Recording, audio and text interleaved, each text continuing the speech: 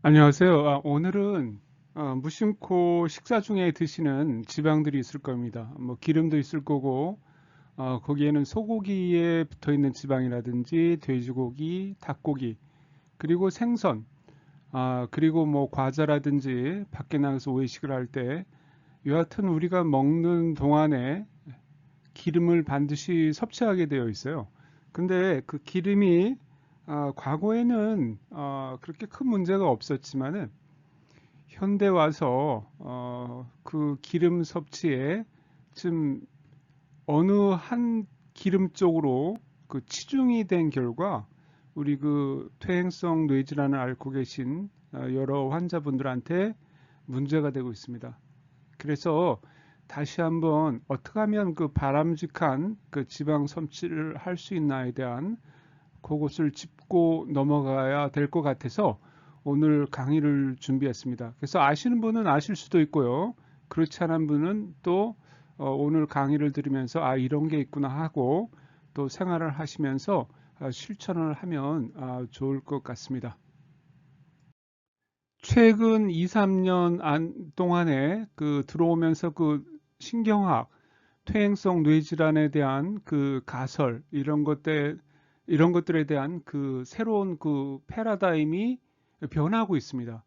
과거에는 그 파킨슨병을 단순히 그 알파 시누클린이라는 그 단백질이 뭉치는 병으로만 정의하던 시각에서 벗어나서 그 왜 뭉치는가에 대한 그 근본적인 답을 지질 대사에서 찾으려는 관점입니다. 그래서 요즘은 파킨슨병은 지방산 질환이라고 해요. 그 이유는요, 우리가 세포가 있잖아요. 세포는 외부 환경과 내부 환경이 구분이 돼 있어요. 근데 그 구분이 되는데 우리가 살고 있는 이 지구에는 물이 굉장히 많죠. 물이 많습니다. 바다에도 전부 물이고, 그 다음에 비도 오고요. 식물도 물이 많고요, 안에. 그 다음에 우리 사람 몸도 70%가 넘게 수분으로 이루어졌습니다. 그래서 그 수분이라는 그 환경하고 또 나라는 그 어떤 그 조그만 그 나만의 공간을 외부와 내부를 구별 지을 수 있게끔 할 수 있는 것이 지방이에요. 그래서 우리 그 세포막뿐만이 아니고 세포 안에는 여러 가지 그 소기관들이 있습니다. 미토콘드리아 아니면 소포체라든지 리소솜이라는 것 그런 것들이 있는데 그런 막이 전부 다 이중 지질층으로 되어 있어요. 그래서 그 지방이 그 올바른 지방을 먹지 않으면 그 외부와 그 나를 구별 지우는 그 경계선이 불량해집니다. 그렇게 되면 어떻게 돼요? 외부에서 내부 쪽으로도 무엇이 들어올 수 있고 내부 쪽에서 외부 쪽으로 필요한 것들이 나갈 수도 있고 그래서 꼭 안에만 있어야 할 것들이 밖으로 나갈 수 있고 아니면 밖에서만 있어야 될 것들이 안으로 들어와서 생기는 여러 가지 문제점, 기능 이상이 있을 수 있습니다. 이것은 분자 레벨에서 이루어지는 현상인데요. 그래서 요즘은 파킨슨병은 지방산 질환이라고들 해요. 그래서 이제 그 특히 이제 우리가 여러분들이 많이 환자분들이 많이 알고 있는 알파 시누클린의 그 정체성은요. 이 단백질은 본래 그 지질 결합 단백질입니다. 수용성 상태로 둥둥 떠다니는 것이 아니고요. 세포 안에서 물론 적은 숫자는 떠다닐 수도 있지만 대부분의 것들은 그 세포막의 지방산 꼬리와 상호작용하며 이렇게 붙어서 세포막에 이렇게 붙어 있어요. 그러면서 그 꼬리가 밖으로 나와 있으면서 이렇게 덜렁덜렁 이렇게 너울거리는 물속에서 너울거리는 우리가 왜 그 바닷속에 들어가면 수초가 바닥에 붙어 있고 그 너울대는 그런 춤추는 존재와 비슷합니다. 그래서 알파 시누클린은 원래 지질 결합 단백질이에요. 어디에서 그 막에서 지질 결합 단백질로 역할을 많이 합니다. 그래서 제가 얘기했듯이 알파 아니면 알파 시누클린, 감마 시누클린, 뭐 베타 시누클린 이렇게 있는데 그 알파 시누클린 특히 그 여러 가지 우리 그 도파민에서도 도파민이 어 그 본체에서 전구체가 만들어져서 끝에 시냅스 쪽으로 나가면서 도파민이 이제 만들어지고 만들어진 도파민은 조그만 소체에 조그만 그 어떤 동그란 그 낭에 쌓여서 시냅스 쪽으로 나가게 돼 있어요. 그래서 그 동그랗게 싸는 그 어떻게 보면 만두 같은 거죠. 만두 안에 속이 있잖아요. 속이 도파민이고요. 그다음에 그 만두가 이렇게 포를 해서 그것이 시냅스 쪽으로 나갑니다. 세포 내 안에서 단백질의 이동은 거의 다 이런 식으로 이루어지고 있어요. 그래서 우리가 그 신경세포 뉴런을 볼 것 같으면 몸체가 있고 신경의 그 감각을 받는 덴드라이티스가 있고 그 다음에 감각을 받아서 그것을 전달하는 그런 긴 엑손이 놓여 있습니다. 그래서 그 엑손 안에는 그 마이크로 튜블렛이라는 것이 있는데 그 마이크로 튜블렛 안에 그 무체를 다이신하고 카이신이 있는데 걔네들이 그 소체를 잡고 만두포죠. 그런 걸 잡고 그 만두포 안에 물질이 전구 물질이 들어 있어요. 그 도파민을 만드는 전구 물질 그거를 잡고 끝으로 시냅스 쪽으로 빠른 속도로 이동을 합니다. 갖고 그런 식으로. 그래서 항상 어떤 막이 있으면은 우리 몸속 안에 막이 있으면 그 막을 만들 때 그 막이 작으면 더 이렇게 굴곡이 심하겠죠. 또 크면 굴곡이 좀 적고 그래서 그런 것들하고 연관된 게 알파 시누클린이에요. 그래서 항상 막에는 알파 시누클린이 지질 결합 단백질로 존재합니다. 그다음에 과거에는 이제 그 단백질이 망가져서 지질 대사가 꼬이는 것이 아니라 지질 환경이 먼저 망가지기 때문에 단백질이 갈 곳을 잃고 뭉치는 것이다. 이렇게 보고 있어요, 요즘은요. 그래서 과거에는 그냥 얘기했듯이 알파 시누클린이 폴딩이 돼야 되는데 다시 펴져서 그것이 올리고가 되고 파이블이 되고 이런 식으로 하지만은 거기에서 그 알파 시누클린이 그 응집이 되는 그 첫 단추의 원인은 그 지질 문제에 있다고 봅니다. 지질이 그 환경 문제에서. 그래서 지질의 그 항상성 붕괴의 그 결과물이라고 보고 있어요, 요즘. 새로운 관점이죠. 요즘 몇 년 동안에 이제 새롭게 떠오르는 거예요. 떠오르는 것이기 때문에. 그래서 아주 중요한 거예요. 아주 기초적이지만은 여러분이 가지고 있는 병의 그 아주 근본적인 문제가 될 수 있기 때문에 오늘 강의를 하는 거고요. 그래서 지질, 지방 섭취를 어떻게 해야만, 잘 해야만 이런 것들을 더 망가질 수 있는 여러분의 그 신경 계통의 그 문제점들을 좀 예방할 수 있고 막을 수 있다는 생각에서 강의를 만들었습니다. 그래서 이제 이 그림을 보면 지질 결합 단백질이라고 했죠. 그래서 알파 시누클린이 여기 있어요. 그래서 알파 시누클린이 이것을 보면 이게 세포막의 단면이라고 보면 됩니다. 그래서 여기 알파 시누클린들이 이렇게 붙어 있고 중간에 이렇게 노란 것들이 콜레스테롤이에요. 우리가 이제 세포의 막에서 그 유동성을 조절하는 것들이 콜레스테롤입니다. 물론 이제 콜레스테롤은 세포막에서만 쓰는 것이 아니고 여러 가지 또 호르몬이라든지 성호르몬이라든지 여러 군데서 우리 몸의 여러 군데서 그것을 갖다 콜레스테롤을 원료로 해서 다른 것을 만들어서 쓰기도 합니다. 그렇지만 콜레스테롤이 우리 세포막에서 어떤 역할을 하냐면 어떤 유동성을 조절하는 역할을 하는데 예를 들면 쇠를 만들 때 쇠 안에 탄소가 들어가요.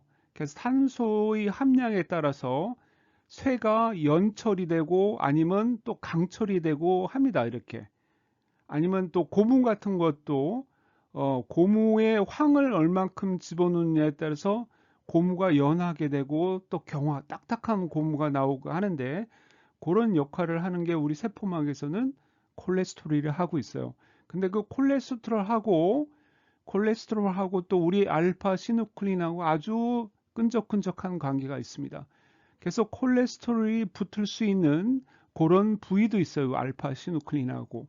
그래서 알파 시누클린이 있는 곳에 콜레스테롤이 있다. 그래서 이런 콜레스테롤도 지질이고, 그래서 알파 시누클린은 단백질이죠. 그래서 이런 막을 보면은 정상적일 경우에는 촘촘히 잘 배열이 되고 알파 시누클린도 잘 이렇게 붙어 있습니다.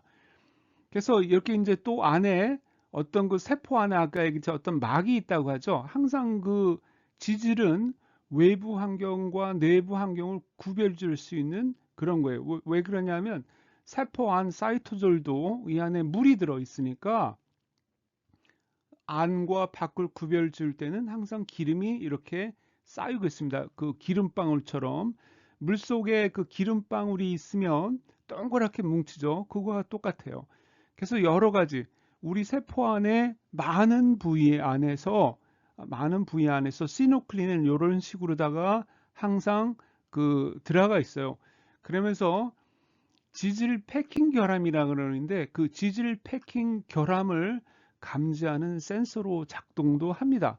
그래서 지질 패킹 결함이 또 굉장히 중요한데 그 다음 슬라이드에서 제가 지질 패킹 결함에서 설명할까 하니까 그냥 넘어가죠. 그래서 이런 감지를 하는 센서로 작동을 한다.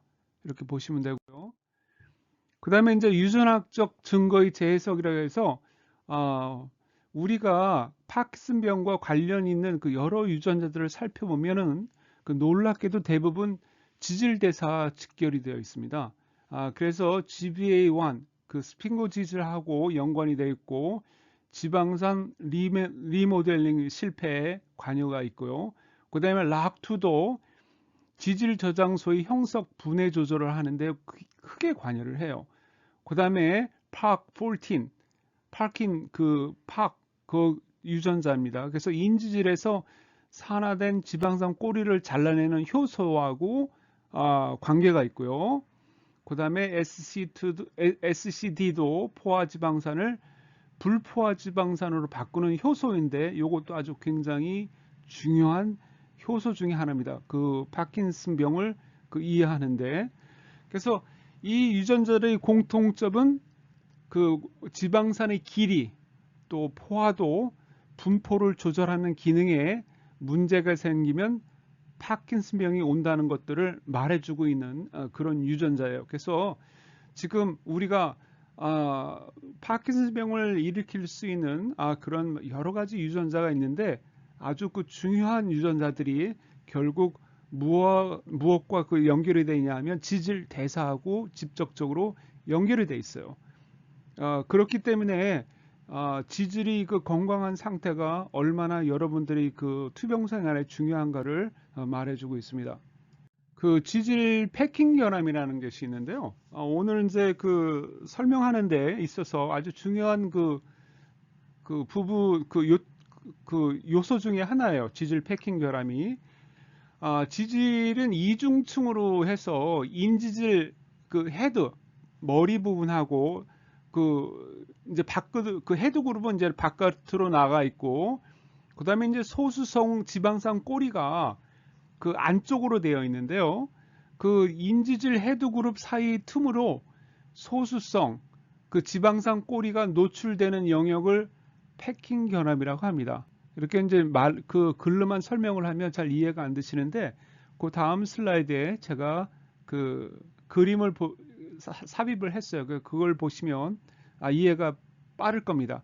그래서 이제 지질 패킹 결합은 그 지질 이중층인데 이것이 틈이 없이 잘 골고루 붙어 있어야 돼요. 그래서 그래야지만 외부와 내부의 환경을 잘 유지를 하는데 가끔 가다가 그 지방의 꼬리 부분이 이렇게 벌어져 가지고 그 틈이 생깁니다.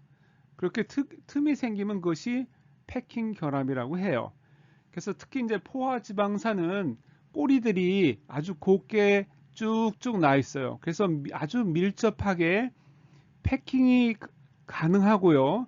그렇게 되니까 결함이 아주 최소화합니다. 그래서 포화지방산이 있으면 그 인지질이 머리 부분이고 포화지방산은 곧게 꼬리가 있는데 그것들이 우리 예를 들면 이제 그 무 같은 거 있잖아요. 무 같으면 뒤에 그 무 청이 있잖아요. 무만 앞으로 쭉 붙여놓고 그 무 이파리만 뒤로 이렇게 있는 거. 그렇지만 가끔가다 그 무 이파리가 무와 무 사이로 들어가면 그것이 이제 패킹 결함이라고 봅니다. 그렇지만 이제 또 포화지방산 같은 거는 그 무 이파리들이 아주 곧게 돼 있는데 불포화지방산은 그 무 이파리가 이렇게 넓게 벌려져 있어요. 그러다 보니까는 그 무와 무 사이의 간격이 벌어질 수가 있어요. 그래서 불포화지방산은 그 패킹 결합이 생길 확률이 아주 높습니다. 그 이유는 그 지방산의 그 보통 지방산이 우리가 그 불포화 지방산이라고 하잖아요. 그래서 그 불포화는 완전히 다 그 탄소가 4개에 다 포화가 되지 않은 상태이기 때문에 쭉 포화 상태가 있다 중간에 불포화가 있으면 안 돼 있는 쪽으로 이렇게 구부러집니다. 그래서 킹크 구부러진 구조 때문에 어떻게 돼요? 서로 충분히 가까워지지를 않아요. 예를 들면 무가 있는데 어느 무는 이파리가 밑으로 쭉쭉 뻗어 있어 곱게 뻗어 있어 가지고 착착착 옆으로 가지런히 물을 그다음 이렇게 가지런히 놓을 수 있는데 어느 무가 이파리가 넓게 벌려져 있는 거예요. 그렇게 되면 어떻게 돼요? 무와 무 사이에 간격이 벌어지듯이 그런 식으로다가 불포화 지방산이 그 문제를 일으킬 수 있습니다. 그래서 그 알파 시누클린의 그 N-말단 영역은 이러한 그 패킹 결합 부위에 삽입이 돼서 그 양친매성 알파인 나선 구조를 형성하는데 요것도 나중에 이제 그림이 나와요. 그러면 그거를 설명해 드리겠습니다. 그래서 이제 정상 상태에서는 적절한 수준의 그 패킹 결함과 어느 정도 또 패킹 결함이 있어야지 그게 이렇게 구부러질 수가 있어요. 이렇게 너무 없으면은 어떻게 구부리는데 좀 문제가 되겠죠. 그래서 그 세포막 사이사이에 적당한 양의 불포화 지방산이 있어서 그것이 어떻게 돼요? 구부릴 수 있는 그런 상태가 되는데 또 너무 불포화 지방산이 많으면 문제가 됩니다. 근데 왜 제가 오늘 강의를 하는 이유는 너무 많아서 문제예요. 요즘 여러분들이 드시는 음식들이 거의 대부분들이 그 세포막을 아주 망가뜨릴 수 있는 아주 많은 불포화 지방산들을 포함하고 있는 것들이 많아요. 그래서 그런 상태가 되면 그 세포막에 문제가 생길 수가 있고요. 그래서 이런 병리 상태가 되는 것은 그 불포화도가 너무 비정상적으로 증가해서 그 어떤 걸 특히 이제 polyunsaturated fatty acid가 있는데 이런 걸 너무 과잉으로 많이 먹으면 그 단일 불포화 지방산과의 그 비율이 깨집니다. 그렇게 되면 알파 시누클린의 막 결합 친화도가 과도하게 증가하거나 너무 과도하게 증가하면 어떻게 돼요? 알파 시누클린이 거기에서 막 붙어버려요. 그래서 알파 시누클린이 응집이 된다는 거죠. 그래서 다시 말하면 병리 상태, 정상 상태에서는 적절한 양의 그 불포화 지방산이 있어서 적당히 세포막이 이렇게 보면 안에 소체 같은 거는 둥그런 구로 돼 있잖아요. 그래서 구가 작을수록 곡률이 되게 큽니다. 그러면 어떤 불포화 지방산이 많아서 더 많이 구부러져야 되는데요.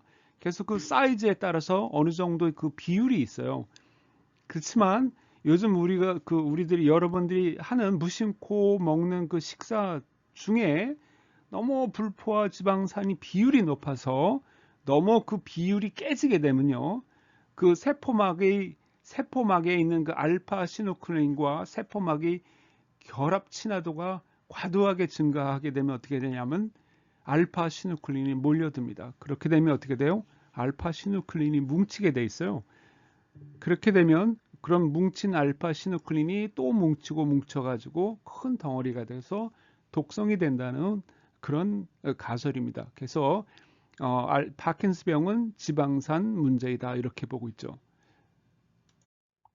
여기서 이제 보면 포화지방산이 있는 거 이렇게 곱게 이렇게 인지질이죠. 여기 이제 물이고 물이라고 보시면 돼요.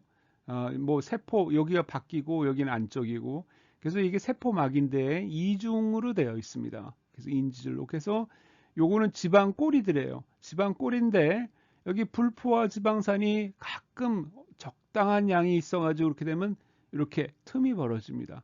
이렇게 틈이 벌어지면 구부릴 수 있는 그런 여유가 생기죠. 요게 틈이 벌어지면 이렇게 안쪽으로 구부릴 수가 있잖아요. 쉽게. 이쪽은 틈이 없으니까 잘 안 되죠. 그래서 또 틈이 벌어진 틈으로다가 다른 것들이 들어올 수도 있고요. 그래서 양쪽 친화성을 다 가지고 있는 요거는 물하고 친화성이 있고 요 꼬리는 물하고 친화성이 없지만은 요 틈 사이로 그 양쪽 친화성을 가지고 있는 것들이 들어올 수가 있습니다.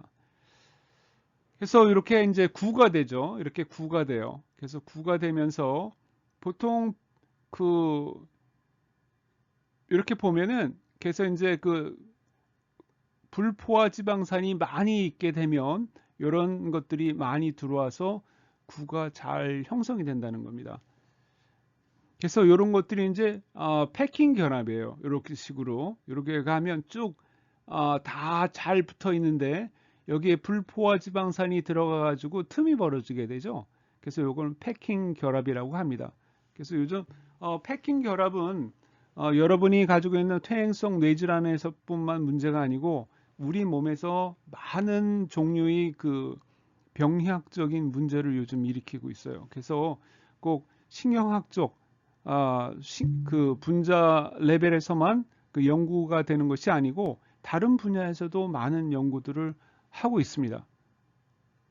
요것은 더 이제 개념적으로 설명하는 그림인데요. 요게 이제 정상적인 거예요. 정상적인 거.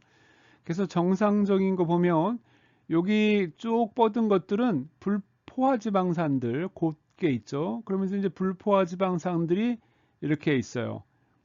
그래서 이제 불포화 지방산들이 적당량 존재하면 그래서 포화 지방산 하고 불포화 지방산 또 불포화 지방산에서도 또 여러 가지 다른 불포화 지방산들이 골고루 잘 이렇게 배합이 되어 있으면 이렇게 곡선을 잘 이렇게 잘 예쁘게 휘고 거기에 따라서 또 알파 시누클린이 잘 생리적인 기능을 합니다. 생리적으로 정상적인 기능을 하는 거예요. 그렇지만은 이제 그것이 잘못되면 그 막이 잘못돼요. 왜 잘못되냐면 너무 불포화 지방산이 너무 많아요. 막에 보면 포화 지방산이 거의 없죠. 이렇게 되면 많은 그 알파 시누클린이 와서 붙고 나중에는 어떤 문제가 되냐면 이런 것들이 뭉쳐가지고 올리고 형태가 돼서 병리학적인 문제를 일으키게 됩니다.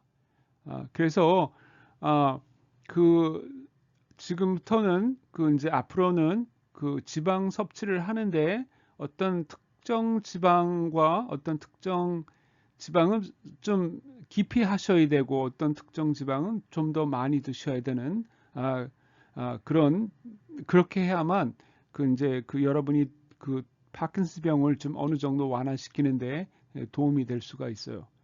특히 그 여러 종류의 그 불포화 지방산이 있는데 요즘에는 과거에는 그냥 많이 먹는다 이렇게들 생각을 했는데 이제는 그 많이 먹는다는 수준을 넘어서요. 그 인류가 진화 역사상 아주 유례가 없는 수준의 그 생화학적 환경 변화가 일어났을 만큼 우리가 너무 지나치게 특정 그 불포화 지방산을 많이 섭취하고 있다는 그런 논문들이 많이 나오고 있고요. 또 그와 때와 같이 퇴행성 뇌질환의 그 발병률도 증가를 하고 있습니다. 그래서 퇴행성 뇌질환의 발병의 증가뿐만이 아니고요. 대사 질환도 많이 함께 증가를 하고 있어요. 특히 당뇨병이라든지 아니면 여러 가지 그 대사 뭐 심혈관 질환이라든지 이런 것들이 대부분 어떤 특정 불포화 지방산의 섭취가 아주 지나치게 정말 그 인류의 진화 역사상 유례가 없을 정도의 수준 이상으로다가 우리가 그 불포화 지방, 특정 불포화 지방산의 섭취가 높기 때문에 이런 문제가 나온다고 보고 있습니다. 그래서 이제 특히 거기에서 poly unsaturated fatty acid가 있는데 그것을 다 불포화 지방산이라고 해요. 근데 여기에서 특히 오메가6도 있고 오메가3도 있는데 특히 오늘 집중적으로 강의할 것은 오메가6의 그 과잉 섭취입니다. 우리가 지금 요즘 먹는 많은 음식들 가운데 오메가6가 너무너무 많아요. 그래서 비율이 맞지 않습니다. 그래서 이런 건강계통에 좀 관심이 있는 분들은 아실 수도 있어요, 벌써. 그래서 이런 오메가6는 어떻게 흡수가 되냐면 지방 조직 내 리노릭 엑시드의 축적 역사적 추이를 볼 것 같으면 설문조사는 부정확할 수 있지만요. 인체 설문조사로다가 보통 너는 뭐 먹어 이렇게 하잖아요. 그런 거는 뭐 부정확하죠. 왜 누가 다 뭘 먹으면서 기억하지 못하잖아요. 하지만 인체 지방 조직을 떼어서 그것을 분석을 하면 그 결과는 거짓말을 하지 않습니다. 그래서 지방 조직을 떼어서 그 안에 리노릭 엑시드가 함량이 얼마 정도 들어있는가 그것을 보고 바이오 마이크로 쓰기도 해요. 그래서 이제 1900 분석을 하면 분석을 한 것을 보면 지난 50년간 미국인의 지방 조직 내 리노릭 엑시드의 농도 변화를 추적해 봤습니다. 지난 50년 동안 어느 박사팀이 2015년에 50년간의 미국인의 지방 조직 내 리노릭 엑시드의 농도 변화를 추적을 했는데 1955년에 지방 조직 내 리노릭 엑시드의 비율은 한 8% 정도. 근데 50년이 지난 2010년대에는 지방 조직 내 리노릭 엑시드의 비율이 한 23%, 거의 25%까지 증가했다고 나옵니다. 그래서 뭐 저거 증가한 거 가지고 뭐가 문제가 되느냐 하는데 저 증가는 특히 세포막에 지방이 많아요. 세포막에. 그래서 세포막의 비율을 반영하는 거기도 합니다. 그럼 아까 얘기했듯이 세포막에 너무 많은 불포화 지방산이 존재하게 되는 거예요. 그래서 현대인은 몸을 구성하는 지방의 4분의 1이 산화되기 쉬운 리노릭 엑시드로 바뀌어 버렸어요.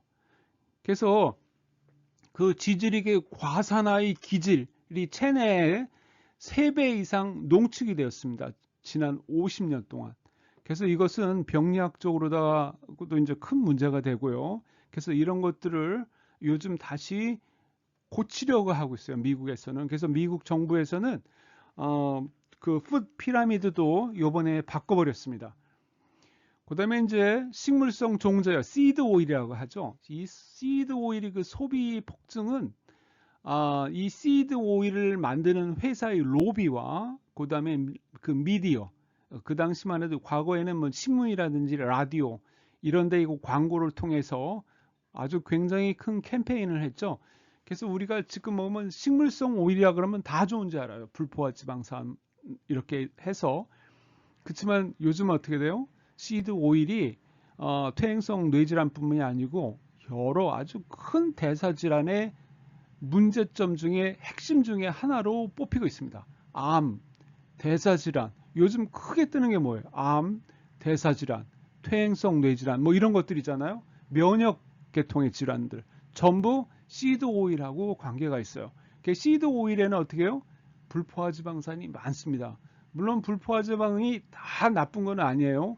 그렇지만 불포화 지방이 있는데 그것을 골고루 먹어야지 어느 특정 불포화 지방산만 너무 많이 섭취를 하게 되면 문제가 되는데 지금 우리가 너무 특정 불포화 지방만 많이 섭취를 하고 있어요.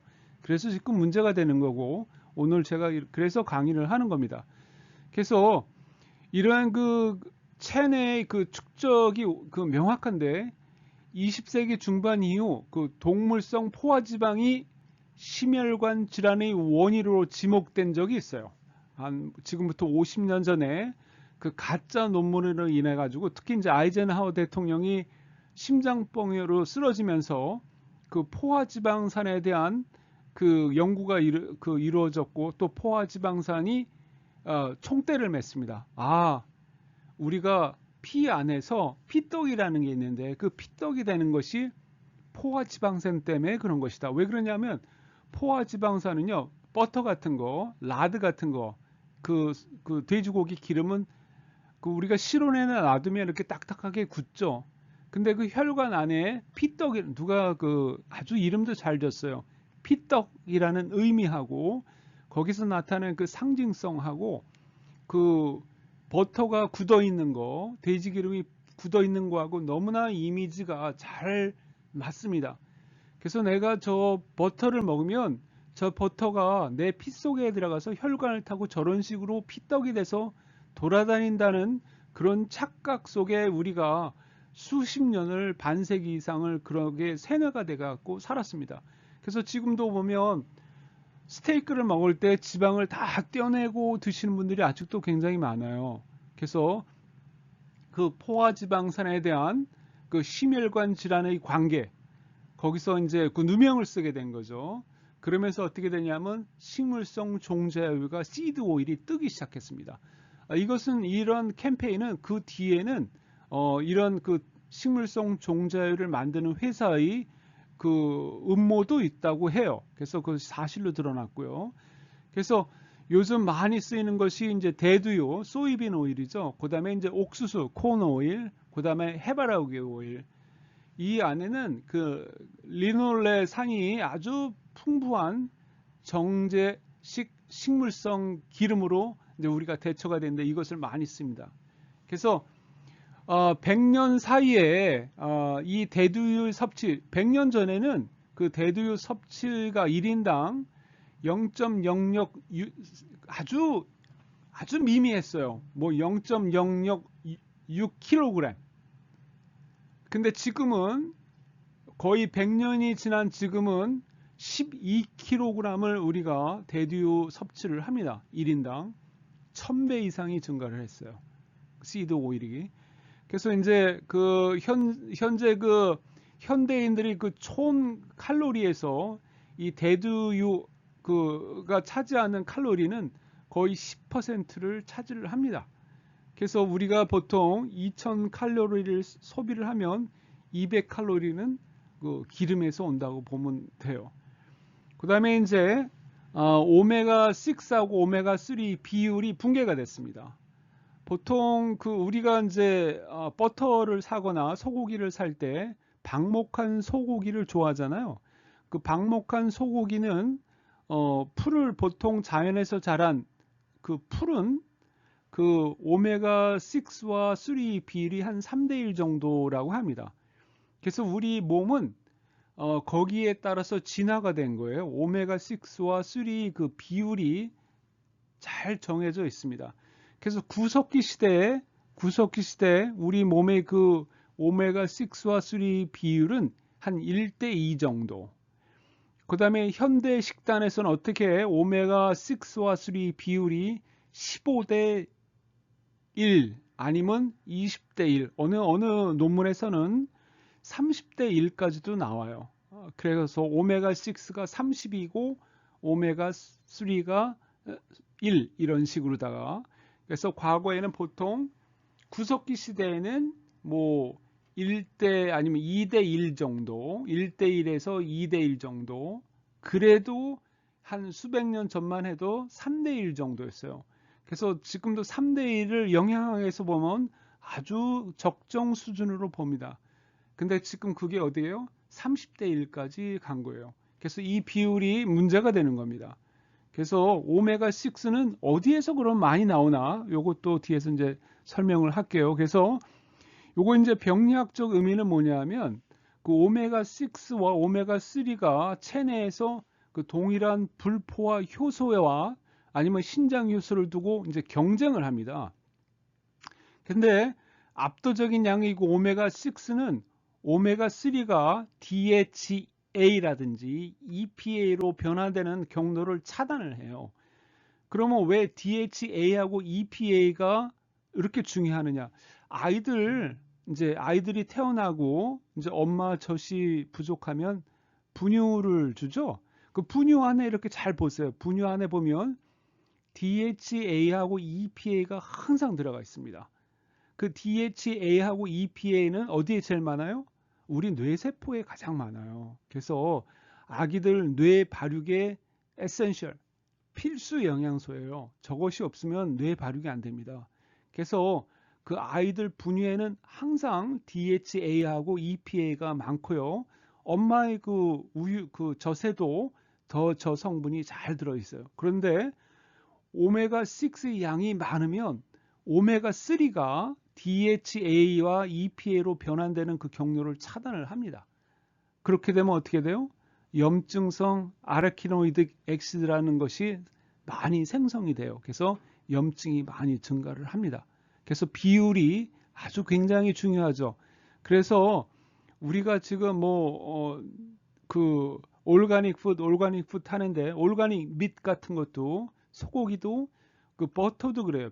버터 같은 것도 이렇게 가만히 보면 그 grass fed 버터가 나옵니다. grass fed cow 버터. 그건 뭐냐면 그 소는 그 방목을 해서 자연에 있는 풀을 먹고 자랐다는 거거든요. 그렇게 되면 어떻게 돼요?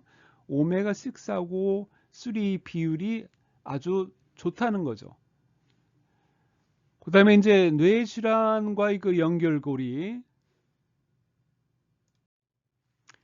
특히 이제 뇌질환과의 연결고리도 볼 것 같으면 이렇게 이제 과도한 그 오메가6의 섭취는요, 그 체내의 그 산화 스트레스를 증가시키고요. 또 그 다음에 도파민 신경세포의 그 취약성과 아주 직결되어 있다는 연구들이 많이 나오고 있습니다. 그 다음에 또 우리 그 대두유, 소이빈을 많이 섭취를 하게 되면요, 시상하부의 그 유전자 발현을 조절을 하는데 거기서 그 옥시토신 등을 감소시키고 신경학적 변화를 유발함을 확인이 됐어요. 그래서 옥시토신 같은 거는 뭐죠? 옥시토신은 그 행복 호르몬이라고 하는데 그 아이들이 그 젖을 이제 나오게 할 때, 그다음에 이제 그 아기를 낳고 나서 그 여자들한테 옥시토신이 많이 나오는데 그 모성애를 발휘시키게 하는 거죠. 그래서 여자들이 그 옥시토신 때문에 우리가 가정을 이룰 수가 있어요. 여자들이 아기를 키우고 그다음에 가정을 이루고 우리가 그 과거의 신석기 시대 이럴 때 보면은 그 모계 사회가 많았잖아요. 지금도 이제 중국에는 모계 사회가 있다고 하는데 모계 사회가 굉장히 안정적이라고 합니다. 의외로. 그래서 그 여자들이 그 모계 사회를 형성할 수 있게끔 만드는 것이 뭐냐면 그것이 옥시토신이에요. 하지만 이제 이런 그 소이빈이 이런 옥시토신 분비를 감소시키는 것이 이제 확인된 그런 연구들도 있습니다. 그래서 이제 모든 불포화 지방산이 나쁜 것은 아닙니다. 그 비율이죠. 그래서 이제 연구자들이 오메가6와 오메가3 그 비율, 그리고 이제 단일 불포화 지방산, 그래서 모노 언세츄레이트 페라 애시드라고 해요. 그 역할을 이제 구분을 했는데 오메가6를 리노릭 엑시드라고 해요. 근데 요것이 이제 많게 되면 가장 위험합니다. 그래서 그 아라키노닉 산이 그 염증성인데 이그 아이코사노이드의 그 전구체예요. 요것이. 그리고 아이코노사이드로 변하게 되고 아이코노사이드가 많아지면 우리 몸에 염증이 많이 생깁니다. 그래서 세포막에 축적이 될 경우에 페롭토시스가 생겨요. 그 페롭토시스는 뭐냐면 그 철분이 많이 쌓여가지고 그래서 그 도파민 세포가 죽는 거예요. 그 우리 신경세포가. 그래서 페롭토시스도 우리 그 도파민 신경세포가 죽게 되는 원인 중에 큰 그 원인 중에 하나인데 특히 우리가 나이가 들게 되면 철분이 계속 쌓이게 되죠. 몸에. 철분은 나가지가 않아요. 여성들이 그 이제 그 menstruation 월경을 하면서 어느 정도 출혈이 있어서 철분이 나오게 되는 양이 있는데도 그렇게 많이 나가지는 않습니다. 그래도 나이가 들면서 남자나 여자나 계속 철이 쌓이게 되죠. 그래서 저 페롭토시스 때문에 그 여러분이 먹는 종합 비타민에 특히 파킨슨병을 가지고 계신 분은 그 종합 비타민 안에 철분이 들어있으면 그거 드시면 안 돼요. 그래서 지금 제 강의를 듣고 종합 비타민을 드시고 있는 분들은 그 안에 철분이 있나 이렇게 보세요. 그래서 보통은 그 비타민을 만드는 회사에서 노인들이 드시는 종합 비타민에는 대부분 철분을 뺍니다. 그래서 큰 문제는 아니지만은 또 이제 보통 그 종합 비타민들을 자식들이 많이 사다 드리잖아요. 그런 걸 모르고 철분이 들어있는 걸 모르고 사올 수도 있고 또 우리 한국에서 빈혈들이 있을 때 철분을 먹어야 된다 이런 말들이 많았어요. 그래서 철분 섭취가 너무 지나치게 많이 이루어지고 있다는 그런 논문들도 있습니다. 하지만 이제 여러분들은 철분 섭취가 높아지면 안 돼요. 그래서 철분이 있나 없나 확인을 하시고 있으면 드시지 마세요. 그래서 이제 이런 그 페롭토시스의 그 주연료가 되고요. 그또 이 그 오메가 6가 너무 많게 돼서 신경염증을 부추기는 이런 현상들이 생기게 돼요. 그 다음에 이제 오메가 3 과잉, 오메가 3 어디 많아요? 네, 생선에 많이 들어 있습니다. 그래서 이제 일반적으로 신경 보호 효과가 있지만 그 이 역시 황산화 시스템이 고갈이 될 그 황산화 시스템이 고갈된 상태에서 대량 투여되면 어떻게 되냐면 과산화의 표적이 되어 독성이 뛸 수도 있습니다. 그래서 뭐든지 너무 과잉 지나치면 좋지가 않거든요. 게다가 우리가 이제 시중에 놔두고 있는 그 오메가 3는 보통 대부분의 그 오메가 3 그 캡슐 젤 안에 들어있죠. 이렇게 연질 안에 들어 있습니다. 기름이니까 산화된 것들이 많아요. 그래서 제가 차라리 그냥 멸치라든지 작은 생선, 청어라든지 이런 큰 고기 말고 그래서 우리가 많이 먹는 그 멸치 좋지 않습니까?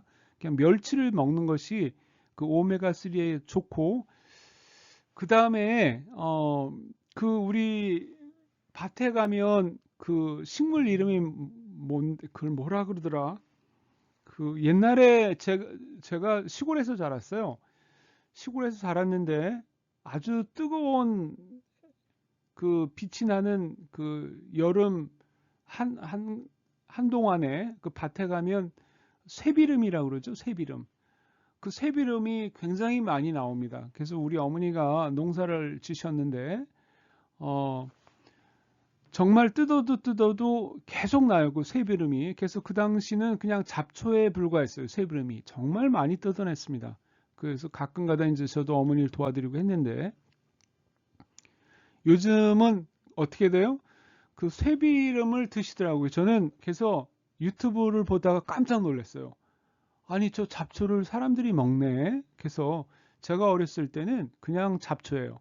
아주 지긋지긋한 잡초입니다. 근데 그 쇠비름 안에 오메가3가 그렇게 많답니다. 생선 모두 많대요. 그래서 쇠비름은 뭐 굉장히 많잖아요. 근데 요즘은 이제 또 밭 근처에 있는 거는 제초제라든지 특히 제초제 안에 있는 성분들이 여러분 파킨슨병에 굉장히 안 좋습니다. 그래서 그것을 밭 근처에서 쇠비름을 뜯어다가 물속에 담궈서 제초제를 좀 뽑아냈다고 해도 그래도 있어요. 그래서 좀 산 쪽에 뭐 농약 같은 거 안 뿌린 데 가셔서 쇠비름을 좀 뜯어다가 쇠비름을 나물로 해서 드셔도 좋다고 합니다. 그래서 하지만 이것이 이제 너무 많게 되면 과산화의 표적이 될 수도 있다. 이렇게 보고 있어요. 그 다음에 이제 모노, 이제 단일 불포화 지방산, 또 보호 효과, 올리고 엑시드인데 반대로 이제 올리브 오일에는 뭐가 많냐면 올리고 엑시드가 많습니다. 그래서 이제 요 올리고 엑시드는 과산화에 아주 강한데 그 흥미롭게도 요것이 이제 단일 그 불포화 지방산의 비율을 그 높이면 어떻게 되냐면 폴리 그 다 불포화 지방산에 의한 그 페롭토시스를 억제한다는 효과가 그 연구가 나왔어요. 그래서 보통 이제 집에서 그 오일을 드실 것 같으면은 올리브 오일을 드세요. 이제 앞으로는 그 시드 오일 말고 그 올리브 오일을 그 보통 유럽에 가면 그리스 같은 데나 이런 이탈리아 가면 올리브 오일 갖고도 다 후라이드 하고 하시더라고요. 저도 그냥 올리브 오일을 가지고 그 버진 올리브 오일 말고 라이트 올리브 오일이 있어요. 그걸 가지고 그냥 프라이드 하시고 뭐들 하고 그래서 뭘 드시게 되면 이제 버진 올리브 오일을 드시는 게 그냥 올리브 오일을 드시는 게 좀 좋지 않나 이렇게 봅니다. 그래서 요즘은 이제 많이 사람들이 이제 계몽이 돼서 그 많은 사람들이 나는 이제 콩기름이나 옥수수유를 요리에 쓰지 않고 그 올리브 오일만 씁니다 하고 이제 이렇게 말하시는 분들도 실제 그 혈액 샘플을 떼서 이렇게 보면 그 안에 그 레놀릭 엑시드 그 레놀레 산이 수치가 여전히 그 높게 나와요. 그래서 이제 그 이유는요, 현대의 그 식품 사슬, 푸드체인 때문에 그렇습니다. 그래서 현대의 그 식품 자체가 다 레논레산에 오염이 되어 있어요. 전부 다. 그래서 그 오염이 어떻게 됐는지에 대해서 제가 간단하게 설명을 해볼까 해요. 그래서 이제 곡물 비의 가축 지방, 요거 이제 뭐냐 하면은 이것이 이제 가장 핵심적인 2차 섭취 경로입니다. 동물이 먹는 것이 곧 그 동물이 살이 되고 그것을 인간이 먹는 그런 이제 2차 섭취 경로가 되는 거죠.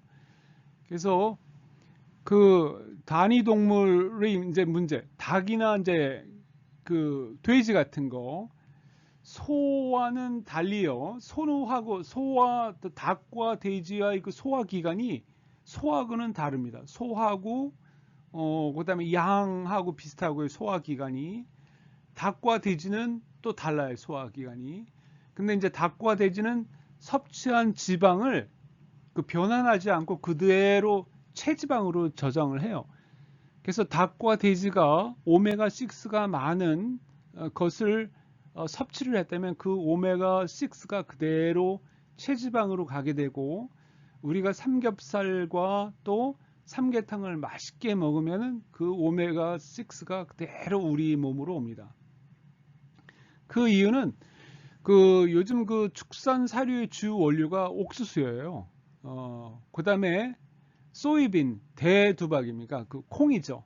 그래서 옥수수와 콩 어디서 제일 많이 나와요? 미국에서 제일 많이 나옵니다.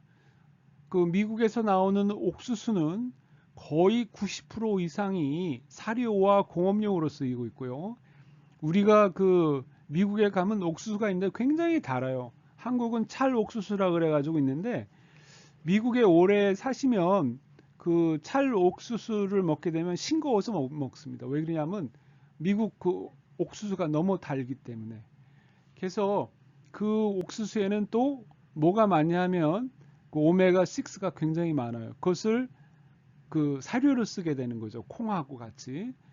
거기다가 이제 그 소는 좀 달아요. 소화기관이. 그 여하튼 간에 그래서 그 옥수수와 콩 사료가 오메가6 덩어리입니다. 그래서 그것을 먹고 사는 거를 먹게 되죠.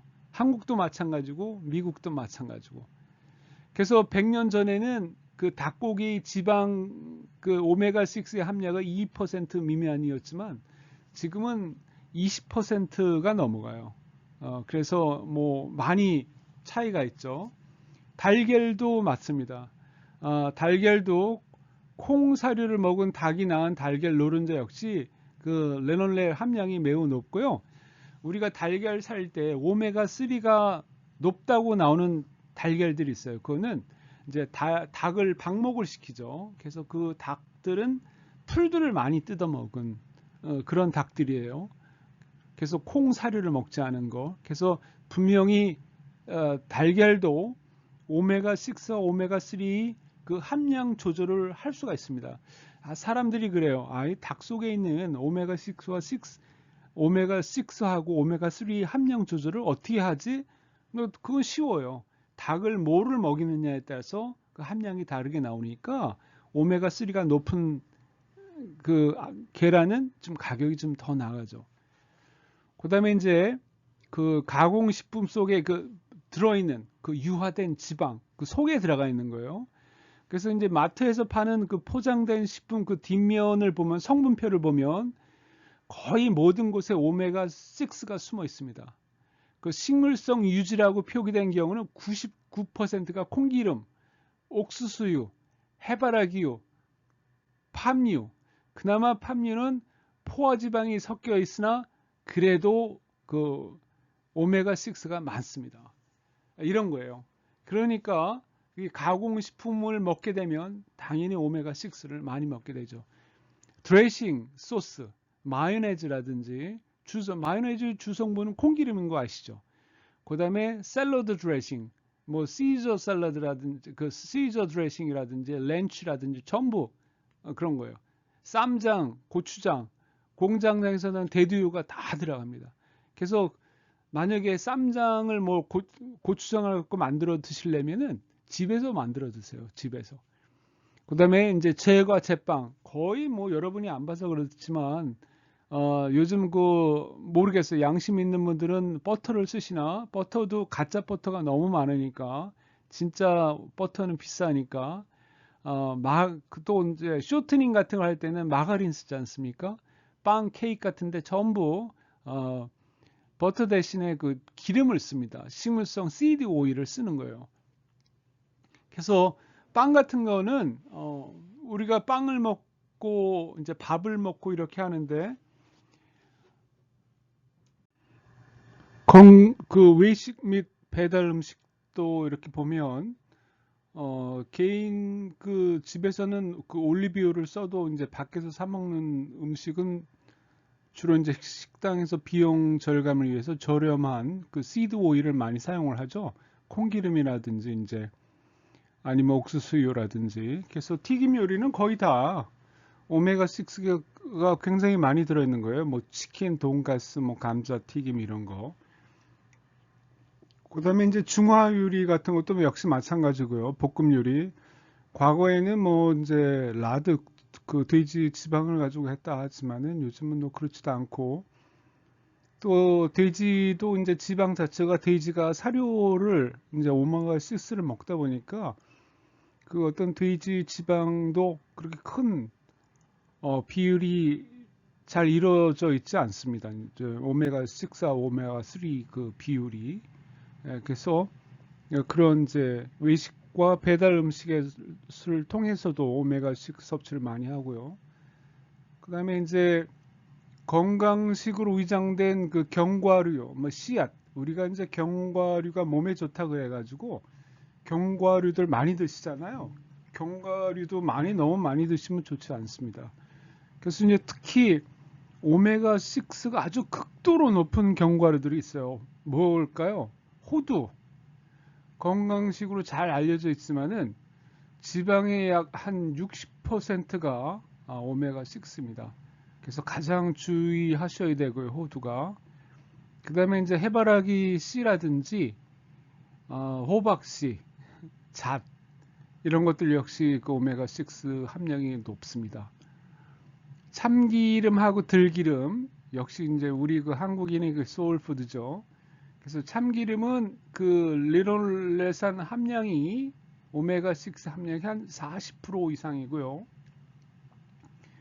들기름은 오메가3인 그 알파 리놀산이 많지만 들기름은 어떻게 돼요?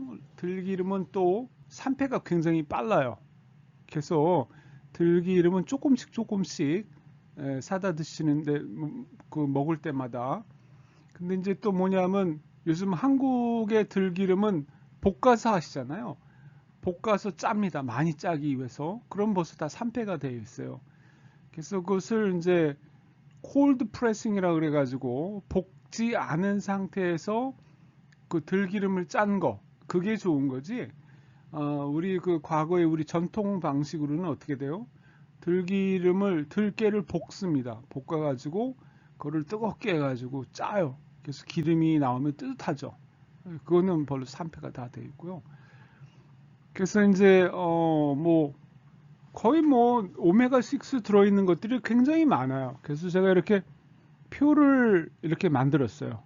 이제 닭고기, 요즘 이제 돼지고기, 마요네즈, 호두, 두부유. 그래서 이렇게 하면 이렇게 표에서 볼 것 같으면은 지방 그 조성, 그 오메가6 그 함량이 다들 굉장히 높습니다. 그래서 이런 것들을 이제 주의하시고 우리가 알게 모르게 내가 뭐 올리브유를 뭐 많이 먹는다고 하더라도 이런 것들을 통해서 굉장히 오메가6를 피하기가 그렇게 쉽지가 않습니다. 제가 또 여러분들한테 그 고기를 많이 드시라고 했거든요.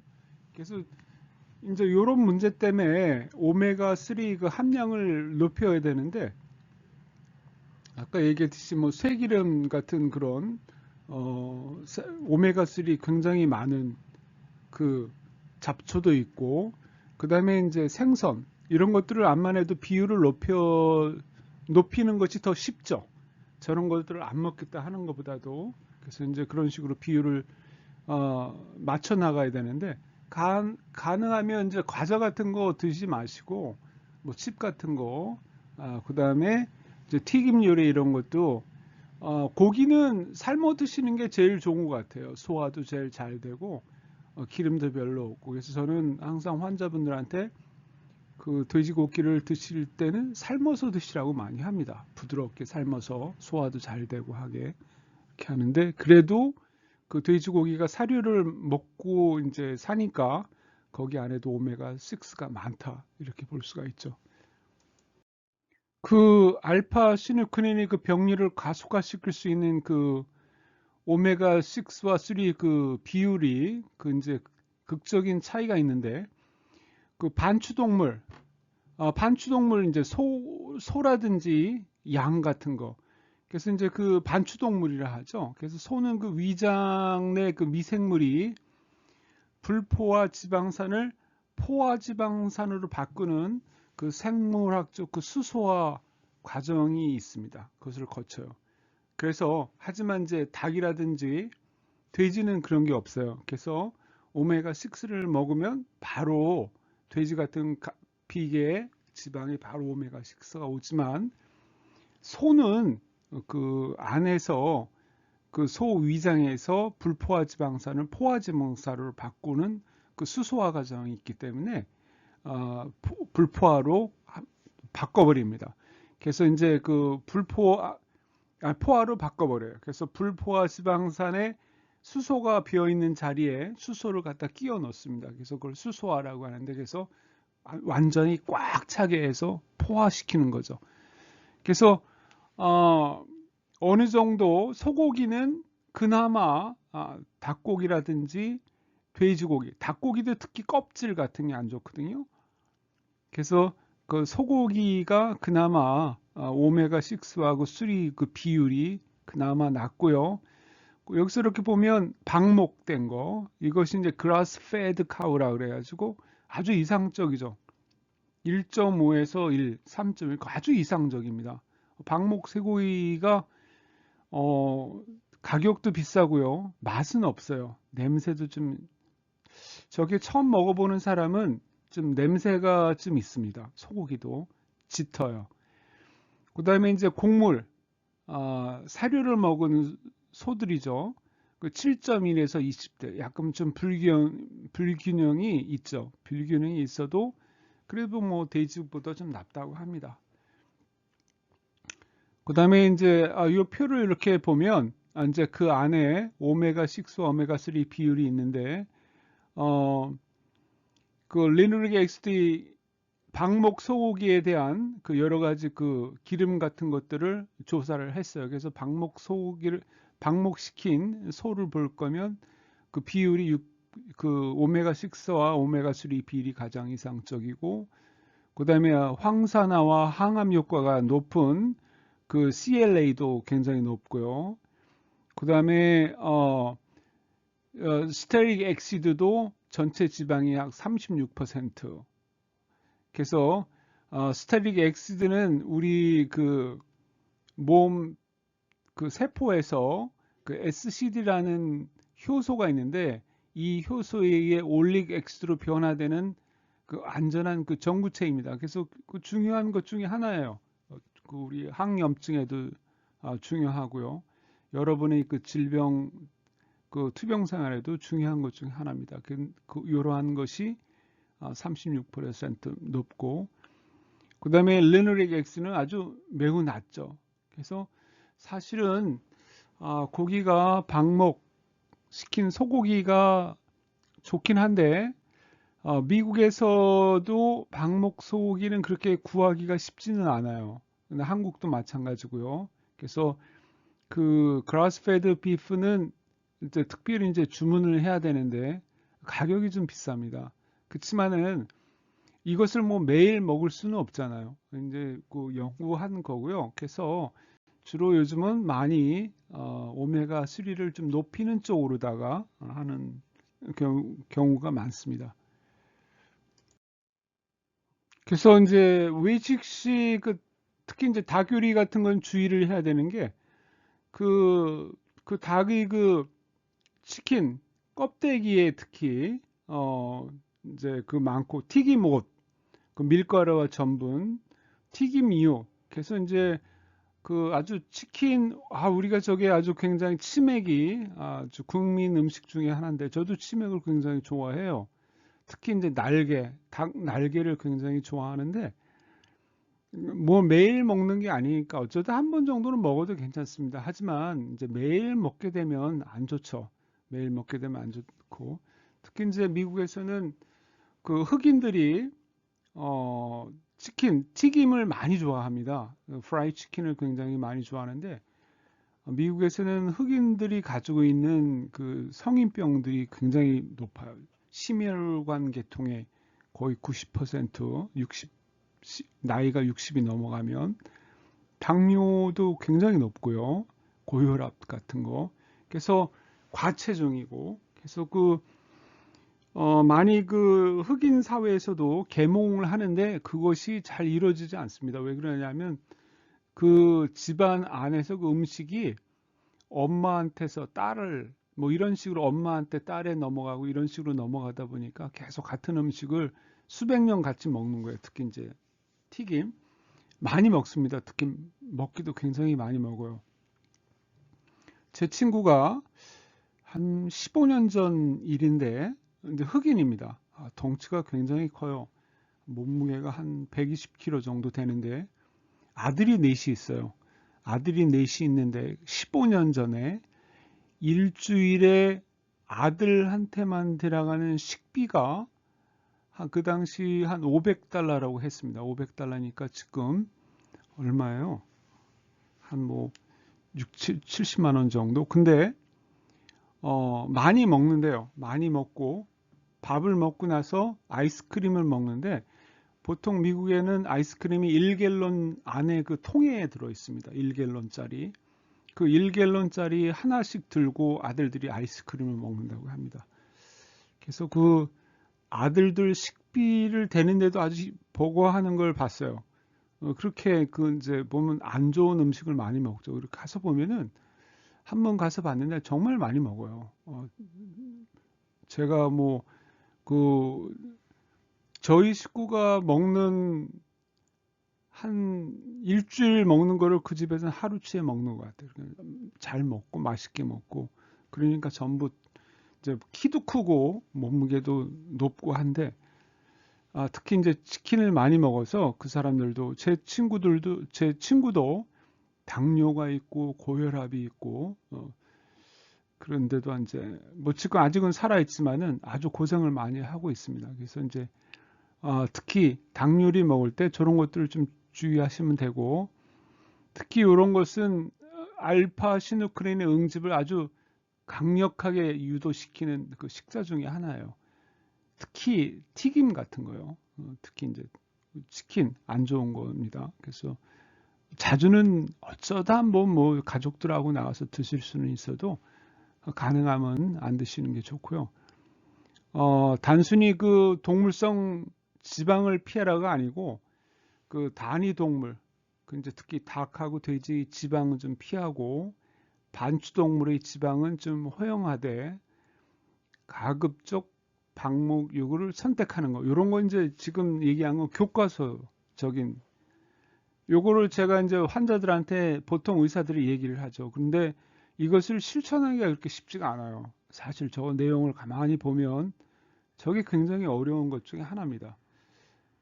특히 아까 얘기했듯이 방목된 소고기를 먹는 것이 그렇게 좋지가 않고요. 또 돼지 수육 맛있잖아요. 삼겹살 맛있는데 그것을 피하는 것이 그게 쉽지 않으니까 제 생각 같은 경우에는 다른 오메가3 음식을 좀 높이는 게 좋다고 봅니다. 오메가3 같은 거. 그래서 오메가3가 많은 음식을 여러분들이 찾아서 아까 얘기했듯이 뭐 쇠비름 같은 거 그런 나물을 해 드셔도 좋고 여름에는 그 다음에 이제 생선계통에 꼭 드셔야 되고 생선은 정말이지 제가 경험상으로도 또 데이터 상으로도 그 생선을 매일 먹는 사람은 정말 그 치매의 발병률이 좀 늦고요.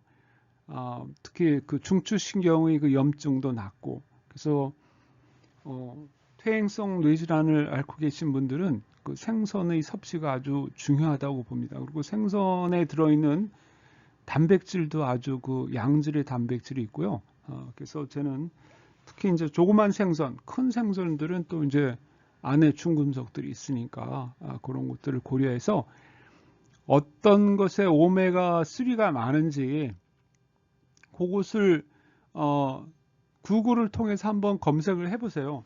저는 뭐 이제 영양학 같은 거를 전문을 하지 않았기 때문에 어느 음식에 오메가3가 많고 그런 것을 전문적으로 잘 모르겠지만은 그런 것을 좀 수치를 올리고 또 지금까지 먹던 것을 제가 오늘 강의가 있을 좀 낮추고 해서 비율을 맞추는 게 중요합니다. 불포화지방산을 너무 많이 먹는 것도 좋지가 않아요. 포화지방산을 어느 정도 먹어야 됩니다. 지난번에 강의하다 이렇게 들었는데 포화지방산 중에 우리가 지난번 MTC 오일 중에 뭐 C8이라는 게 있고 C9, 뭐 C10이 있는데 C15라는 게 있어요. C15. 미국에 있는 어느 수의사분이 이상하게 그 동물원에 있는 돌고래가 음식을 바꿨더니 알 수 없는 그 병에 걸리고 우울증도 앓고 그래서 그것을 알아내는데 굉장히 시간이 오래 걸렸어요. 그래서 그 원인이 뭐냐면은 불포화지방산 C15 포화지방산이라는데 포화지방산 C15이라는 탄소가 15개 붙어 있는 포화지방산이 섭취가 안 됐기 때문에 병이 생긴 거라는 것을 알게 됐습니다. 그래서 지금은 그 포화지방산도 가능하시다면 포화지방산도 드세요. 소고기 안에 포화지방산 많죠. 버터 같은 거에 포화지방산 많고요. 아까 얘기했듯이 그라스페드 카우를 드시기가 뭐 하시면 그라스페드 버터를 드셔도 됩니다. 그래서 그라스페드 버터 중에 이렇게 버터를 살 때 한국은 모르겠는데 외국에서 들어오는 버터 중에 아이리시 버터 같은 거 보면 그라스페드 버터라고 있어요. 거기에 보면 좀 더 구글을 통하면 버터도 오메가6와 오메가3 그 비율이 아주 조성이 잘 된 것도 있습니다. 그래서 그런 것도 있고요. 이렇게 이제 그 연구를 하다 보시면은 그 비율에 맞게끔 잘 나와 있는 것도 있고 특히 퇴행성 뇌질환을 위해서 만든 그 오일도 그 오메가6와 오메가3를 1대1로 믹스한 오일도 판다고 합니다. 저는 못 봤어요. 근데 그런 것도 있다고 해요. 그래서 제가 여기 있는 환자분이 한번 알려주는데 그런 것도 있다고 해요. 그래서 오늘은 이제 그 지방을 섭취를 하는데 지방을 잘 섭취를 하셔야 된다. 왜 그러냐면 지방이 요즘 많은 관심을 갖고 연구를 하고 있습니다. 왜? 지방이 그 뭉치는 과정에서 그 아주 낮은 레벨에서 low 레벨에서 뭉치는 과정에 아주 중요한 역할을 하고 있어요. 그 지방의 그 비율이라든지 지방의 그 성분이라든지 조성이라든지 이런 것들이 그래서 과거 우리 조상들이 먹던 식의 그 지방으로 돌아가는 것이 우리 건강에도 좋지 않냐 하는 식으로 하는데 특히 퇴행성 뇌질환에 특히 신경성 염증이라든지 특히 이제 알파 시누클린의 응집 같은데 중요한 역할을 하고 있기 때문에 오늘 강의를 했습니다. 그래서 오늘 강의를 제가 이렇게 가이드만 얘기한 겁니다. 여러분들한테 아이디어를 준 거예요. 그래서 더 알고 싶으면 여러분들이 구글을 하셔갖고 연구를 더 하셔서 더 공부를 하시면 돼요. 그래서 오늘 강의는 여기까지 하겠습니다.